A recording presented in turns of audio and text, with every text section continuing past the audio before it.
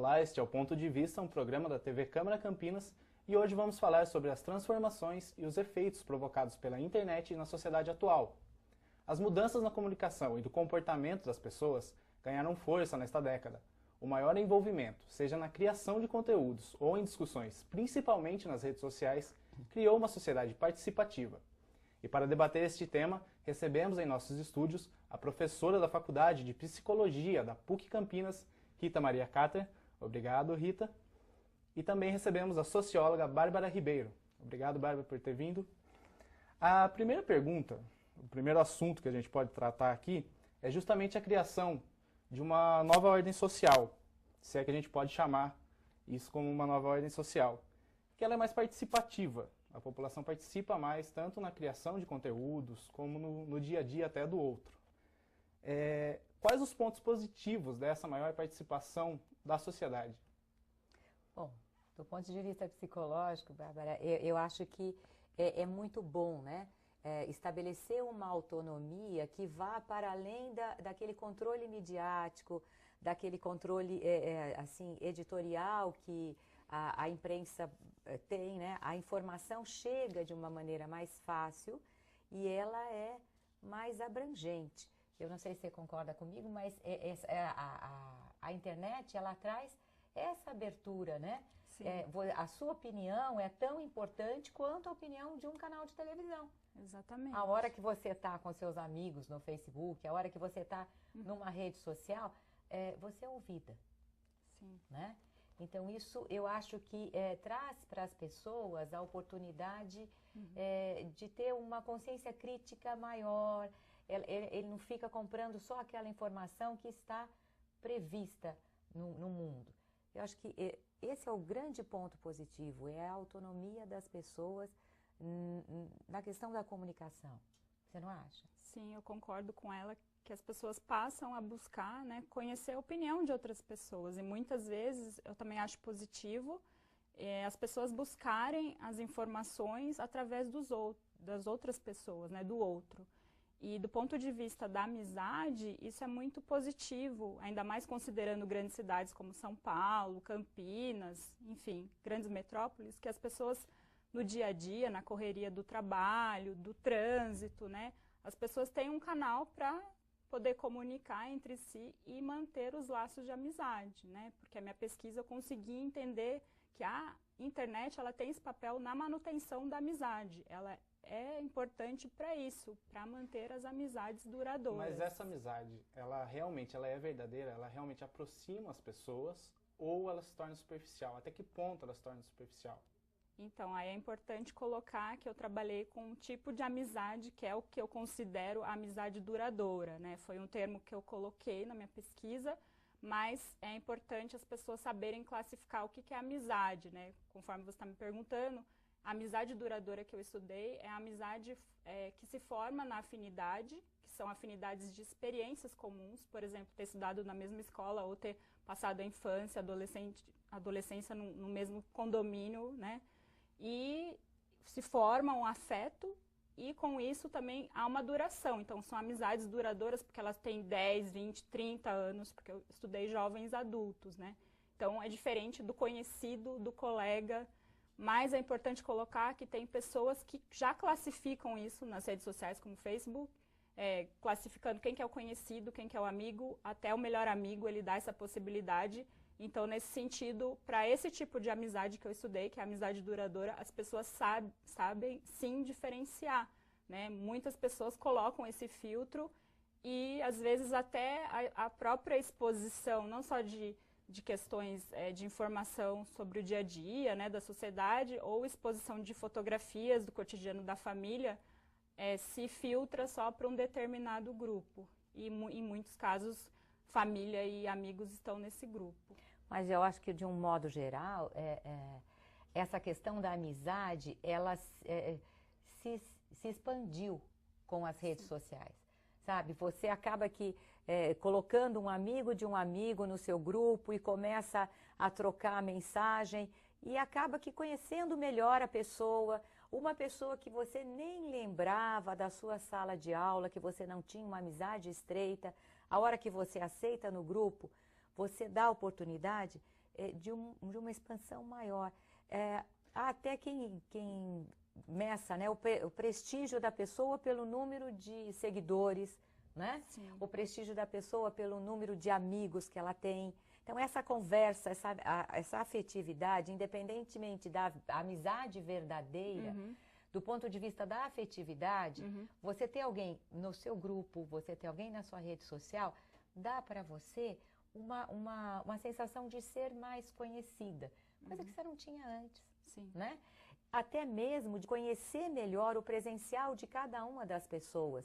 A hora que você posta lá, eu estou na praia fazendo uma macarronada, você está contando para todo mundo que você está na praia fazendo uma macarronada e eu fico sabendo da sua habilidade sem nem conhecer você direito. E isso vira um ícone de amizade, de intimidade, de particularidade que vai estreitando a afetividade, né? Mas essa afetividade, ela se estreita até o mundo real? Ela chega até o mundo real efetivamente como ela é na internet? Não necessariamente, né? Mas eventualmente sim, Então, uma pessoa que eu nem conhecia direito no meu trabalho, que ela está lá num outro lugar da empresa, e aí eu tenho ela no meu Face e eu vou me aprimorando das particularidades dela. A hora que eu a encontro presencialmente, eu tenho muito mais informação dela, informações que ela quis expor, né? Mas que me deixam mais próximo dela, né? Essa exposição também aproxima. Mas em relação com o que a professora está falando, é importante considerar que tem pessoas, pelo menos eu entrevistei 37 jovens adultos, né, na faixa dos 24 aos 40 anos. Muitos colocam essa questão de separar do trabalho, alguns, né, assim, colocam essa questão de separar o trabalho para não se expor. E é importante colocar que algumas pessoas já fazem uso disso, porque elas já têm noção dessa superexposição, né? E não podemos esquecer de considerar os aplicativos do telefone celular, que cada vez mais estão presentes, e isso, em relação com o que a professora também estava falando, é importante que tem algumas pessoas que eu entrevistei que já colocam que não só trabalho, mas, por exemplo, cursos de idioma ou cursos academia, né, de esporte, acabam se comunicando em grupos pelos aplicativos, né? O Brasil é muito comum o WhatsApp, Messenger. Então, por exemplo, eu entrevistei uma jovem que ela colocou para mim que ela conhece pessoas no trabalho e às vezes dá carona no retorno para casa e às vezes pode até dessa relação ou até numa academia de um grupo você começar nesse grupo conhecer o outro, a opinião do outro. E nisso você pode, de um colega, começar a se tornar um amigo, né? Até ela utiliza esse termo, porque como eu trabalhei muito com essa questão do estreito, do não estreito, porque eu quis entender o que era o amigo, né? Estreito, esse amigo que eu considerei o duradouro. Então, era interessante que, por exemplo, essa minha entrevistada, ela coloca que as pessoas, elas estão conseguindo transformar colegas em quase amigos. Então, meus colegas que podem estar se transformando meus amigos, por conta desse contato que gera essas afetividades, Mas né? essa exposição, você mostrar para outra pessoa, através da internet, o que você é, ou supostamente o que você quer passar que você é, não tira aquela sensação da novidade, da amizade, dos relacionamentos? Não tira aquilo do novo, de você se interessar, querer conhecer? A conversa real não perde um pouco, ela passa a ser só virtual? Eu acho que estreita mais, né? Eu acho que, é claro que a conversa real, ela tem que acontecer, ela deve acontecer, mas se você mora numa outra cidade, se você mora num outro país, por exemplo, esses aplicativos como o WhatsApp, ele aproxima, ele traz em tempo real o que um amigo seu, que um filho seu está fazendo naquele momento. Então, eu acho que é muito mais benéfico no sentido de estreitar mesmo a convivência com a pessoa, porque você consegue conviver em tempo real, né? Você está num aplicativo lá, olha, agora eu estou dando uma entrevista para a TV Câmara. Está todo mundo sabendo o que eu estou fazendo nesse momento. Isso, de certa maneira, quanto mais informação você tem a meu respeito, mais vivência você tem comigo, né? Isso traz aquela questão de vivência. Sim. Esse aplicativo WhatsApp, ele é maravilhoso no que concerne a trazer para as pessoas a Convívio oportunidade, né, de conviver em tempo real, desde que não vire obsessão, porque na área da psicologia a gente também passa por aquela questão da compulsão, sabe? Daquela pessoa que está olhando para você e está teclando e está falando com outra pessoa. Então ela não está vivendo o real, né, em função do virtual. Então tudo tem que ter um limite, claro que tem, né? Mas tem muitos benefícios, o poder da informação. Às vezes eu passo em alguns lugares, assim, vejo uma pessoa varrendo a rua e falando no celular. Eu imagino, nossa, ele está no trabalho e está com uma pessoa amiga, está informando da vida dele. Essa democratização da presença, da participação, da família estar junto, né?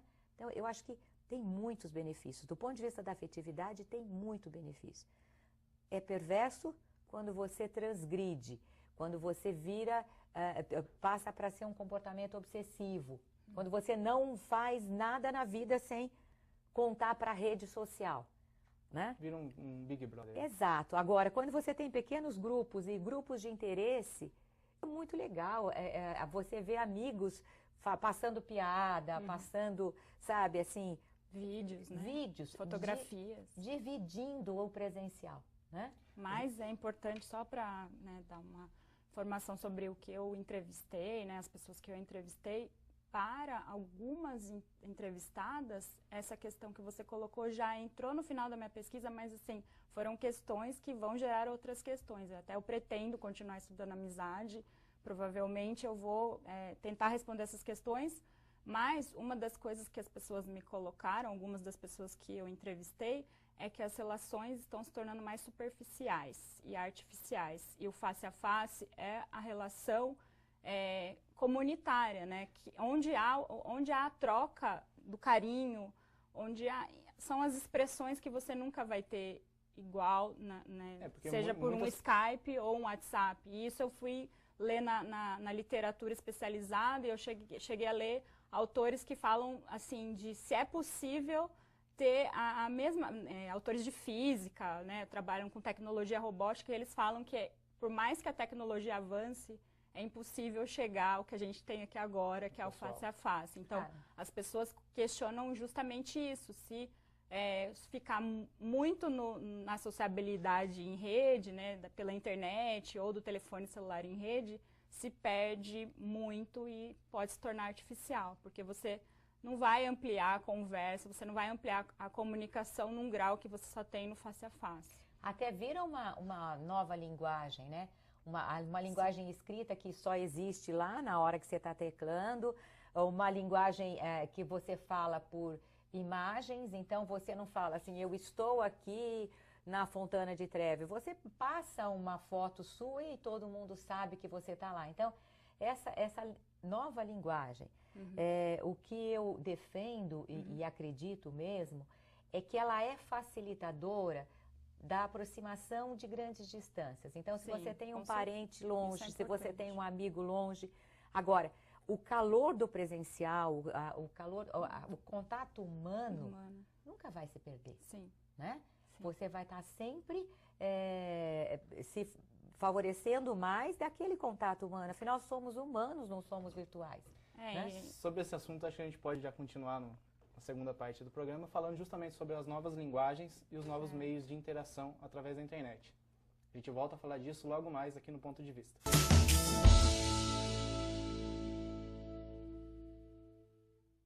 Você fica constrangido quando encontra uma pessoa com deficiência?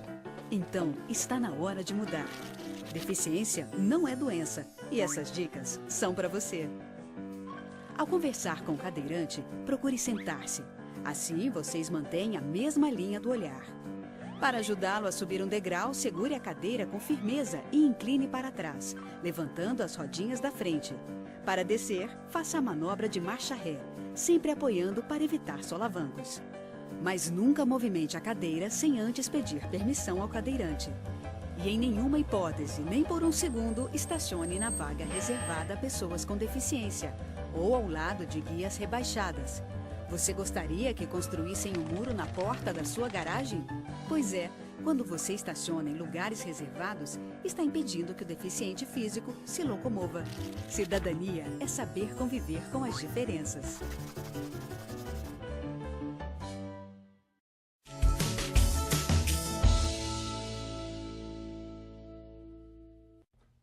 Estamos de volta com o Ponto de Vista, que hoje fala das transformações e dos efeitos sociais provocados pela internet. A gente estava falando anteriormente sobre a nova linguagem, sobre uma nova comunicação. Essa nova comunicação, a criação de códigos, seja através de fotos, de abreviaturas, isso pode alterar o comportamento da humanidade de alguma forma? Eu acho que até agiliza um pouco, modifica essa linguagem, modifica a própria língua, né? Porque acaba que virando ícones. E traz também alguns pontos não tão adequados, né? A hora que você perde o potencial de se expressar um pouco melhor, porque você está acostumado a se expressar por ícones. E aí a sua linguagem, ela se modifica e talvez você perca um pouquinho a criatividade, você perca um pouquinho a sua fluência, né? Porque fica naquela superficialidade Mas mesmo. caberia quem tratar isso para não deixar de perder? Seriam as escolas? Elas teriam que se adaptar? Com certeza, né? Com certeza. A escola é o centro, a grande responsável pela educação. Até mesmo ela tem o papel de alertar a família. Claro que a família é responsável pela educação do filho e muito mais do que a escola.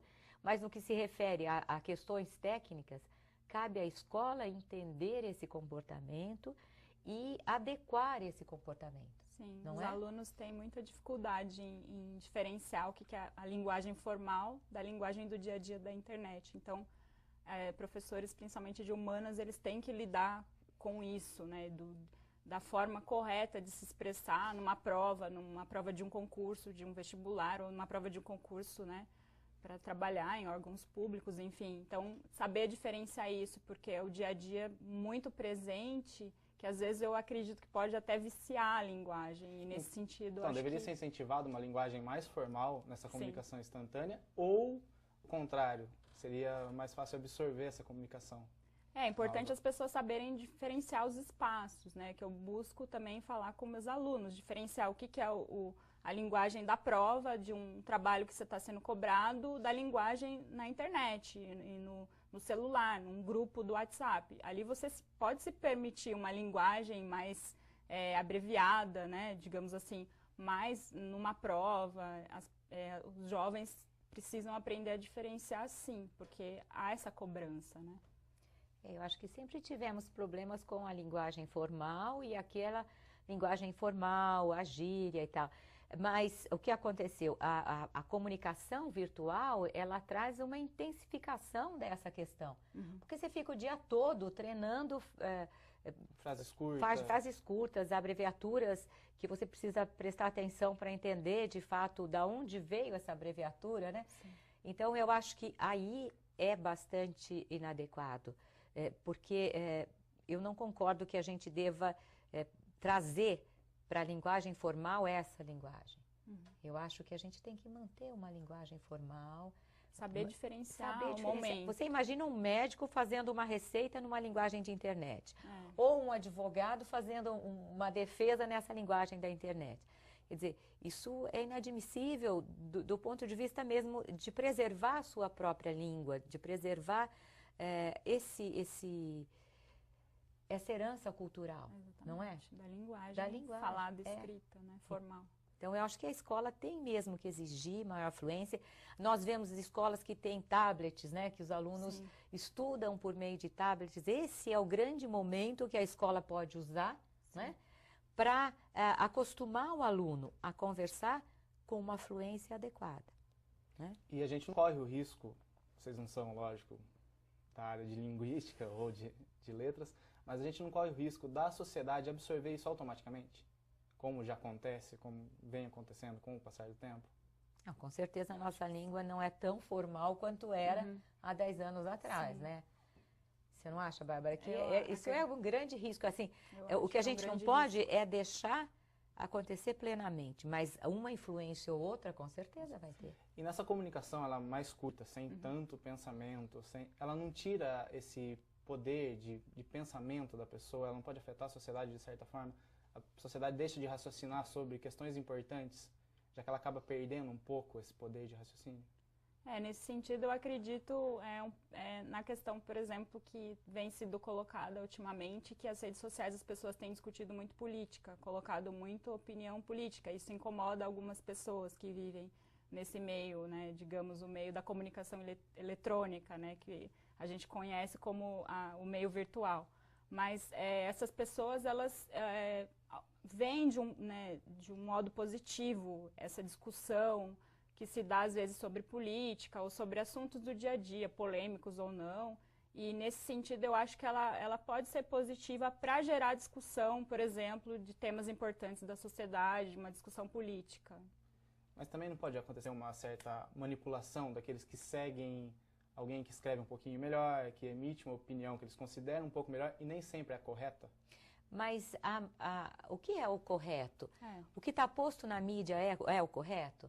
Sabe, o que passa num telejornal... da informação ser realmente verdadeira ou não? Eu acho que, assim, a internet traz essa liberdade, né, de passar informação, e é o que eu falei no começo do programa, quer dizer, Sim. Você fica mais livre da influência da mídia, né, que vocês da imprensa chamam de agenda 7.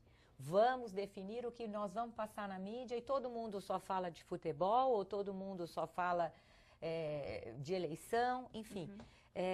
Eu acho que possibilita uma abertura maior.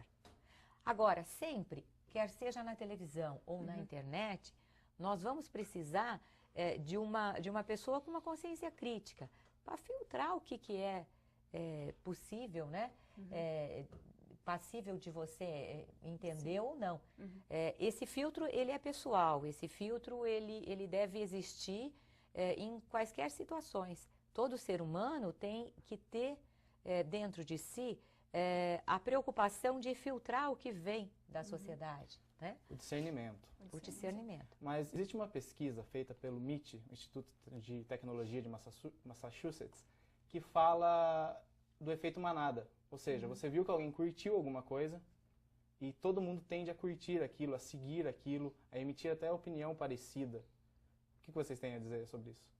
Olha, eu acho que é importante a gente colocar que na sociedade, nós trabalhamos com pesquisa, né? Pesquisa de mercado também, eu já tive a oportunidade de trabalhar um tempo na minha carreira profissional com isso. Nós temos os formadores de opinião. E essas são as pessoas que, às vezes, levam a outras pessoas a conhecerem, né, sobre assuntos diferentes e até refletirem e às vezes mudar a sua opinião própria. Então, essas pessoas que às vezes são mais articuladas e você lê a opinião dela e às vezes você tinha uma opinião, você pode repensar a sua opinião, mudar até a sua opinião.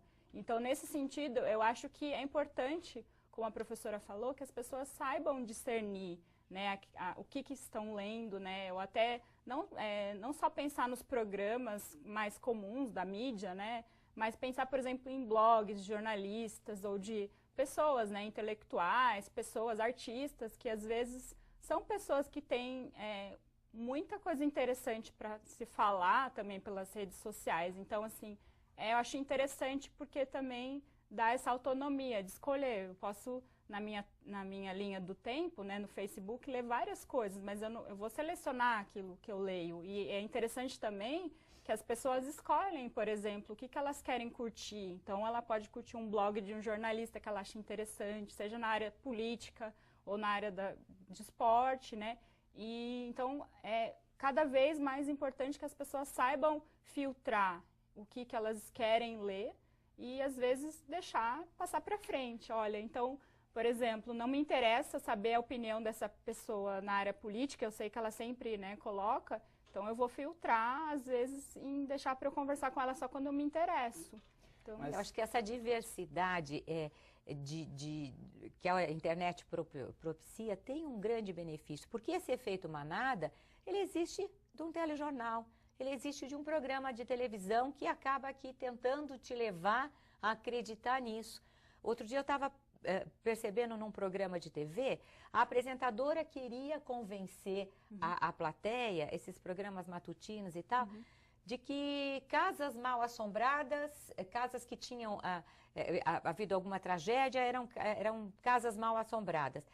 E ela entrevistava os vizinhos e os vizinhos diziam, não tem nada a ver. Aí ela vinha e comentava, ai, mas eu acho que não sei o quê. Ela foi tentando manipular para mudar a opinião de todo mundo que estava na frente da televisão.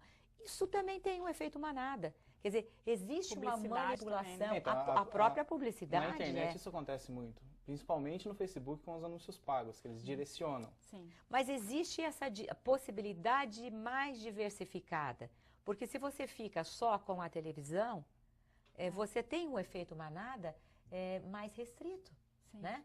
Então, para que você se livre parcialmente desse efeito manada, eu acredito que a nossa vida ela é pautada de muitas influências do nosso entorno, né? Você tem mesmo que exercer essa consciência crítica, essa possibilidade de discernimento. Quando você ouve uma notícia, busca outras fontes para tentar entender a mesma notícia, questione o que está posto na mídia, né? E da mesma forma, eu acho que a internet ela é mais facilmente questionável do que a televisão. Porque aparecer na televisão é verdadeiro. Aí apareceu na internet, foi um amigo que falou, não foi um repórter, eu consigo questionar um pouquinho mais. Você não acha isso? Ou pode ver várias matérias de diferentes meios de comunicação falando sobre o mesmo assunto, né? Então, eu acho que isso é interessante. Às vezes você vê só uma matéria na televisão, mas ali você tem nas redes sociais várias pessoas colocando, por exemplo, a mesma opinião relacionada, vamos dizer agora, a vaia da presidente na Copa. Então, você pode ver muitas informações diferentes, assim. Existe o fato, né? E a realidade e a forma como você conta essa realidade. Você é repórter, você dá um foco, o outro editorial vai dar um outro foco, e a internet possibilita que você tenha todas essas visões, esses olhares, para que você filtre o seu. Aí, para a gente encerrar aqui, a gente poderia falar justamente desse filtro e dessa crítica, principalmente na parte de comentários. A pessoa vai lá, ela comenta o que ela acha, o que ela quer, às vezes ela até gera ofensas, que acaba não só perdendo a amizade ou entrando em questões jurídicas até que ponto essa liberdade ela é benéfica e a gente pode falar no fim de uma censura, alguma coisa do tipo? Olha, eu acho que sobre esse assunto, as pessoas elas têm se sentido incomodadas. Eu até vi publicações no Facebook justamente disso, né? Era uma publicação faz acho que umas 2 ou 3 semanas. Não deixe misturar política com amizade, ou não exclua suas amizades pela sua opinião política. Mas eu até dei um compartilhar e escrevi minha opinião a respeito, né? Já que eu tive a oportunidade de estudar a amizade, eu coloquei, se a amizade é verdadeira, respeita a sua opinião. Por mais que você tenha uma posição ideológica totalmente diferente de um grande amigo seu, você pode ouvir a opinião dele, pode ler, às vezes até você pode tecer comentários, mas se ele é seu amigo de fato, ele vai saber e vai respeitar a sua opinião. Ou, às vezes, ele vai evitar, né, discutir, se já houve essa discussão em outros momentos, porque ele sabe que cada um tem a sua opinião e deve se respeitar a opinião de cada um, né? E eu acho que isso que faz a beleza da humanidade. Cada pessoa tem a sua opinião diferente e se sabe respeitar, mas gera, sim, um incômodo muito grande e algumas pessoas excluem contatos, como tem ocorrido aí nos últimos tempos. É um novo comportamento, né? É uma nova conduta social, essa conduta virtual, porque ela é muito mais coletiva. Uma coisa é você chegar presencialmente para o seu amigo e fazer algum comentário entre vocês dois. Outra coisa é você comentar na rede, né? Então, é um novo comportamento social. É uma nova ordem social, e é essa ordem que está posta no mundo virtual, não é? Tá, já é. Esse é o Ponto de Vista. Hoje estamos falando sobre as transformações e os efeitos causados pela internet nas relações sociais. Voltamos logo mais.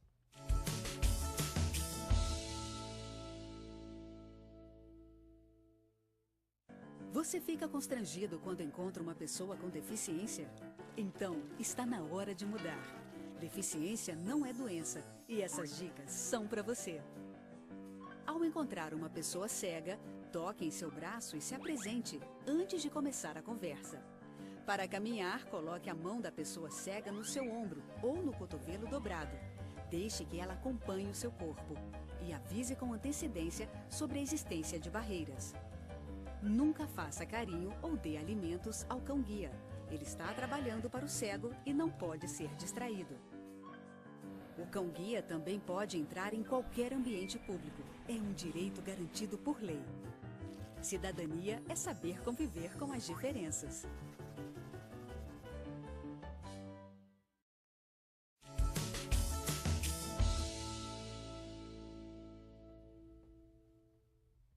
Estamos de volta com o Ponto de Vista, que hoje fala da relação da sociedade com a internet e os efeitos causados por ela. Um ponto que a gente já chegou a comentar, mas acho que vale a pena voltar a discutir, seria o vício na internet. Não só o vício em ficar ali o tempo todo, como ficar compartilhando isso o tempo todo. Até que ponto isso afeta tanto no trabalho, quanto no estudo da pessoa, que ela deixa de fazer, até nas relações familiares, amorosas, até onde isso chega a provocar, desde da quebra das relações até um problema de autoestima, eu acho, não só de quem quer se mostrar o que não é, ter uma vida perfeita que não tem, e de quem vê aquela vida perfeita e se sente mal. Acho que a gente podia aprofundar nisso. É bastante, né? Você está considerando vários aspectos desse comportamento virtual. E ele é o mais importante, porque ele estabelece a sua qualidade de vida, ele estabelece a sua qualidade de saúde emocional mesmo. Você consegue depender daquele parecer do seu amigo, e aí tem aquela abrangência de toda uma rede social. Isso do ponto de vista comportamental, bastante perverso no que concerne a sua exposição, né? E o quanto você importa com a opinião do outro. E o quanto essa opinião do outro vai modificar a sua vida. Isso é bastante importante. Mas existe também um outro lado que você aborda aí, que é a questão da compulsão, né? Daquele comportamento obsessivo em estar sempre teclando, em estar sempre colocando para toda a rede social o seu presencial, e aí você se exime do presencial com a família, do presencial no trabalho. Então eu estou conversando com você, mas eu estou preocupada em teclar. É uma nova conduta, né? Eu acho que até não é adequado que você esteja conversando comigo e teclando ao mesmo tempo. Ou no restaurante. Né? Muita gente me questionava, Bárbara, você que está estudando amizade nesse meio de comunicações, né, das novas tecnologias, deve estranhar as pessoas, né, num restaurante, vários amigos e todos no telefone. Aí eu falei, realmente é a nova sociabilidade, né, a sociabilidade do telefone em rede, porque as pessoas estão no telefone, estão conversando, mas é importante que elas saibam separar também o momento. E aí, nesse ponto, eu acho que entra a questão da concentração, né, que tem muita gente colocando que essa sociedade é uma sociedade que vai, principalmente, talvez, as novas gerações, aí é uma coisa para se estudar, mas tem tido o problema de concentrar. Então, até pessoas que estudam, né, a questão da tecnologia, enfim, do dia a dia das pessoas, do cotidiano, comentam da necessidade das pessoas evitarem de entrar, por exemplo, no e-mail várias vezes e colocar, por exemplo, em casa, entrar no e-mail pessoal, por exemplo, 1 ou 2 vezes no dia. Para saber separar, olha, o momento que você está em casa, aproveite a sua família, ou, né, vá fazer um esporte com seu filho, vá brincar com seus filhos, enfim. Então, esse é um ponto interessante. E outro aspecto relacionado com sua questão, que nas minhas entrevistas apareceram, foi o mal-estar das pessoas do ponto de vista, assim, não só de amizade, mas do que se vê nas redes sociais. As pessoas já me disseram, né, nas minhas entrevistas, de saírem das redes sociais. Elas quiseram apagar o perfil justamente por se sentirem incomodadas e até sentimentos que não são legais de ver as pessoas postando só o que é bom na vida, né? Então, por exemplo, teve pessoas que me disseram que saíram das redes sociais por conta disso, porque até me questionaram, por exemplo, as pessoas têm filhos, colocam as fotos das crianças com a família e não se coloca, por exemplo, as noites mal dormidas do pai e da mãe, né? Então, assim, nesse sentido. Então, o que você está mostrando ali? Você está mostrando que é bonito e o que você passou por trás daquilo, né? Enfim, mas claro que tem pessoas que colocam já situações que, né, de desânimo, de tristeza, mas pessoas... com relação à questão do relacionamento afetivo, amoroso, várias pessoas colocam que não tem mais né, um perfil, por exemplo, no Facebook por conta de conflito com namorado. Então, até onde que isso é prejudicial? Claro que é bastante prejudicial no momento que você usa toda essa exposição para reger a sua vida, né? Então, eu só sei que se eu estou namorando, se tem lá no perfil do meu suposto namorado que ele está me namorando. Ah, mas eu não vou ainda colocar foto com ele porque a ex-namorada vai fazer tal coisa. Então, esse controle, né, de comportamento social presencial que acontece no mundo virtual, ele tem que ser muito comedido, ele tem que ser bastante equilibrado, para que não vire obsessivo, para que eu não precise de ter o meu status modificado no Facebook para poder pactuar presencialmente com o meu... Como se fosse uma obrigação, enquanto exatamente, não tá lá no oficial. Exatamente, quer dizer, eu vou oficializar pela internet, então não é bem isso que a gente precisa caminhar, não é nesse sentido que a gente precisa caminhar. E tem uma outra perversidade aí, quando a Bárbara estava falando, me lembrei de colocar, a questão da extrema dependência que você tem dessa tecnologia. Existe até uma propaganda de um carro e tal que transparece bastante isso. A pessoa esqueceu o celular em casa, se sente nu na rua. Quando ele volta, ele pega o celular, imediatamente ele se sente vestido. Quer dizer, o quanto esse celular, o quanto essa tecnologia... passa uma sensação de passa segurança. uma sensação de segurança, né? E o celular se tornando uma extensão do corpo humano. Exatamente. Tem autores que trabalham justamente com isso, cada vez mais se torna parte, né? Pessoas que falam, hoje eu estou sem meu celular, está parecendo que está faltando algo. Então, essa questão da dependência mesmo. Acabou a bateria do celular, nossa, eu entro em pânico. Eu vou usar a bateria da sala de aula, de um outro ambiente e tal, vou usar a tomada. Para que esse pânico? Mas também existe uma outra questão da presença do celular em todos os locais o tempo todo, que é a da vigilância constante. Ou seja, você está o tempo todo sendo observado, você pode ser filmado a qualquer momento e isso ser compartilhado. No caso, por exemplo, a gente teve de manifestações, uma simples briga na rua, a pessoa filma e mostra. Esse sentimento de vigilância constante também causa uma preocupação na pessoa e causa uma modificação do comportamento social nas ruas, por exemplo. Eu acredito que sim. Mas também você não pode viver noiado que você está sendo filmado a qualquer momento, porque você está sendo filmado a qualquer momento mesmo. Você vai no supermercado, a sua imagem está gravada. Essa questão de segurança, ela traz também uma certa excesso de exposição sua, né? Então, a gente não sabe até que ponto, em nome da segurança, você perde alguma privacidade, mas até que ponto essa privacidade é tão melhor. Agora, tem uma outra questão que a internet, né, a tecnologia traz, que é vigiar o seu próprio comportamento no que diz respeito aos seus consumos, o que você gosta de consumir, que assunto você gosta de ter. Então, é engraçado, você passa um e-mail com um tema para o seu amigo e imediatamente aparece uma janelinha lá falando daquilo, com uma propaganda falando daquilo. Quer dizer, é uma vigilância estreita, Constante. Né? É muito constante, é sistemático isso. Quando você vai buscar um telefone na internet, tem 3 números do telefone, depois você tem que clicar para ver o resto. Por que você tem que clicar para ver o resto?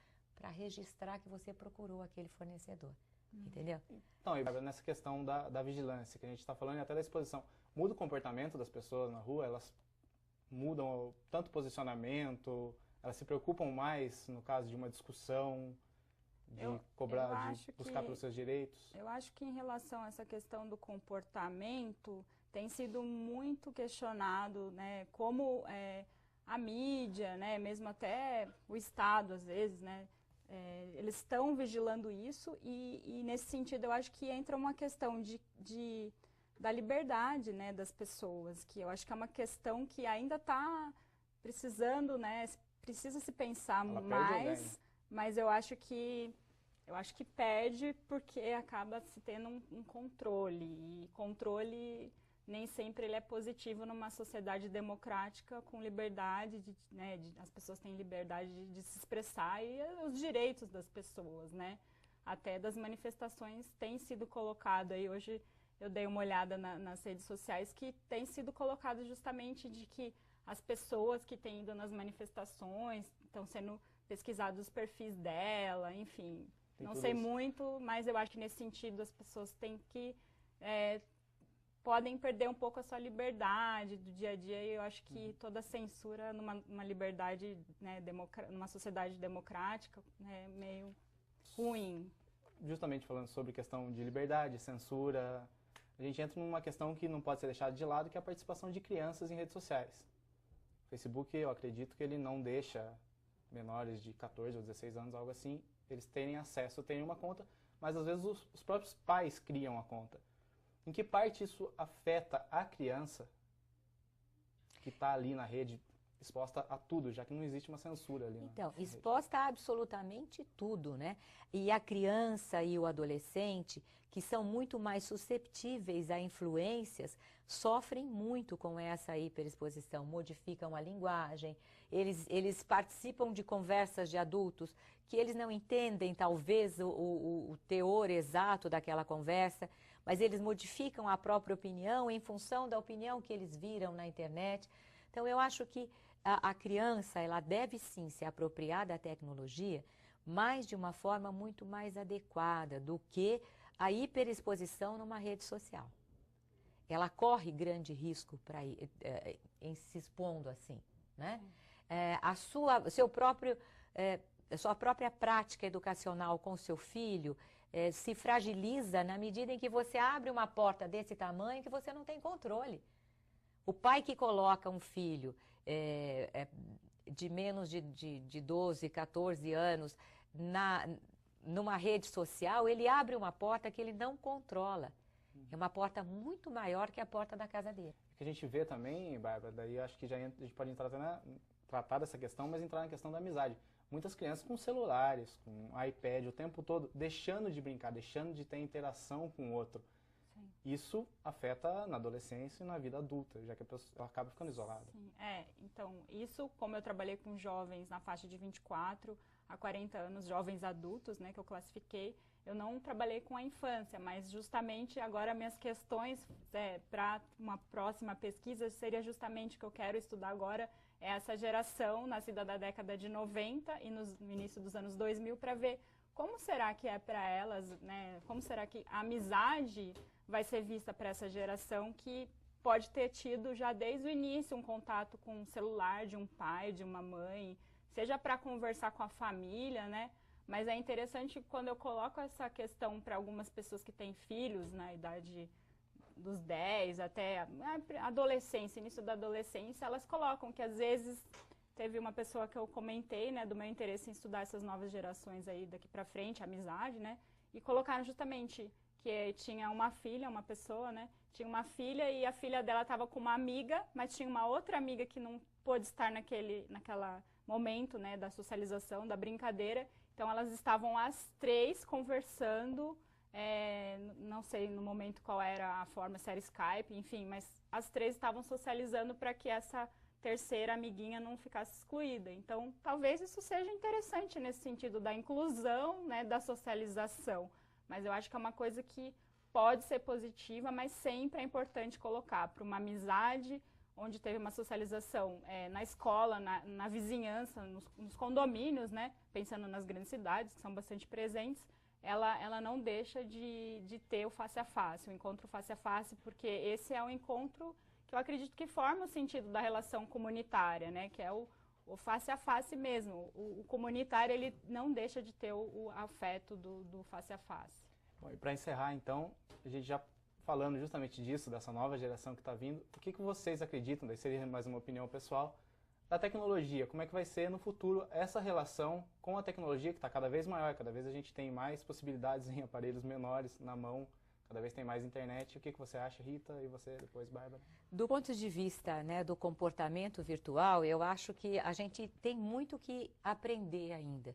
Eu acho que os estudos, eles não estão na velocidade que a tecnologia vem apresentando novas possibilidades. Então, a gente ainda não caminha naquela velocidade para se entender, e também para ter um novo comportamento, até mesmo de prevenir algumas questões e de aproveitar alguns benefícios, né? Então, claro que essa nova ordem tecnológica traz muito, mas muito benefício para a sociedade, desde que utilizada na medida do adequado, desde que utilizada na idade certa, na quantidade certa. Esse mundo tecnológico não pode se sobrepor ao humano em momento algum. E esse ponto, né, de equilíbrio é o grande desafio dos educadores, é o grande desafio dos pais, né, que também são educadores, que também são responsáveis pela educação, e de todo técnico, né, até mesmo aquele que cria a tecnologia. Né? Então, eu acho que tem muito que se estudar, tem muito que falar, nós só arranhamos um pouquinho o assunto, né? Sobre essa questão, eu acho que a gente tem que pensar muito na comunicação, tentar muito claramente, que é uma das coisas que eu tenho pensado muito desde que eu defendi minha tese, mas é assim, que ela é importante para comunicar, mas a gente tem que tentar discernir o que é a comunicação do nosso cotidiano, do dia a dia das tarefas do dia a dia mesmo, do brincar para as crianças, ou de ir à escola, né? Então, por exemplo, os professores que têm enfrentado um grande dilema de o que faz com aquele aluno que usa o celular na sala de aula. É uma questão que a gente tem que pensar também, né, de como, que é uma questão social bastante importante, eu acredito, que trabalho com a educação também. Mas eu acho que, assim, a internet, ela aproxima. Então, eu vejo um familiar que às vezes não mora próximo, por exemplo, você tem um filho e o seu pai ou o seu irmão mora numa cidade ou até em outro país. O contato da internet, ele pode ser benéfico para essa criança, porque ela vai saber, se os pais souberem mostrar, olha, esse é seu tio, mora em tal lugar, esse é seu avô. Então, eu acho que nesse sentido ele aproxima. Eu acho que é benéfico nesse aspecto, da aproximação das pessoas e da comunicação, da manutenção da comunicação. Cada vez vão estar mais próximas. A gente já está encerrando. Rita, você desejaria falar alguma coisa mais sobre esse assunto? Eu acho que é inegável o benefício da tecnologia, a gente não pode rejeitá-la, tem que apenas aprender a usar de modo adequado, né? Com uma dosagem e pensar que é uma comunicação e não deixar de viver o dia a dia, o cotidiano. Tá joia. Queria agradecer, Rita. Obrigado, Bárbara.